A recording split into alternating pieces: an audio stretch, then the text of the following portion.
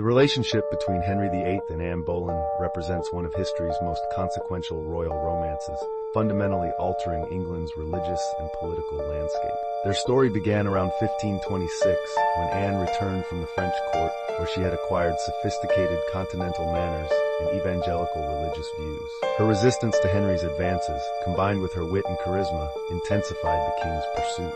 Henry, still married to Catherine of Aragon, but desperate for a male heir, became increasingly convinced that his first marriage was cursed due to Catherine being his brother's widow. The period from 1526 to 1533 saw Henry's great matter, his unprecedented attempt to annul his marriage to Catherine.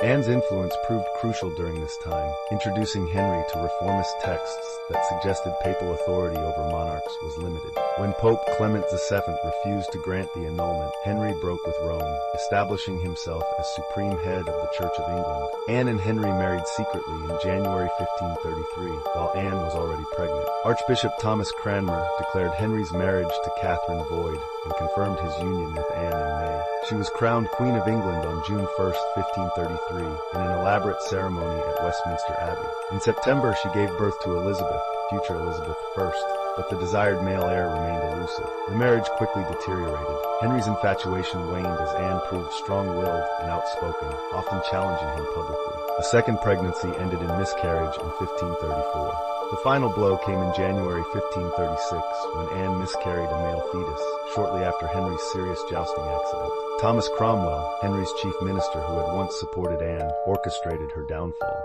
He gathered evidence, largely fabricated, accusing her of adultery with 5 men, including her own brother George Boleyn. The charges included plotting the king's death, making them treason. Anne was arrested on May 2, 1536, and taken to the Tower of London.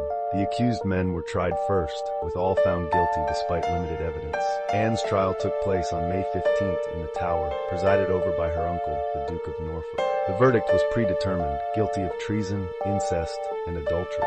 Henry commuted Anne's sentence from burning to beheading and arranged for an expert swordsman from Calais to perform the execution. On May 19, 1536, Anne made her final speech, praising Henry as a gentle and sovereign lord while maintaining her innocence. The execution was swift and considered merciful by contemporary standards. Historical evidence suggests the charges against Anne were fabricated. Modern historians generally agree she was eliminated because she failed to provide a male heir and had become politically inconvenient. Her evangelical beliefs and support for church reform had made her powerful enemies among conservative Catholics at court. Anne's death had far-reaching consequences. Henry married Jane Seymour 11 days later, finally getting his male heir, Edward VI. The Reformation in England accelerated, despite this not being Henry's intention. Most significantly, Anne's daughter Elizabeth would eventually become one of England's most celebrated monarchs. Anne's legacy endures through popular culture and historical debate. Her intelligence, religious conviction, and political acumen mark her as more than just Henry's doomed second wife. She played a crucial role in England's break with Rome and the establishment of the Church of England. The site of her execution within the Tower of London remains a place of fascination and commemoration. Her final resting place in the Chapel Royal of St. Peter ad Vincula was marked with a plaque during Queen Victoria's reign, acknowledging her significance in English history.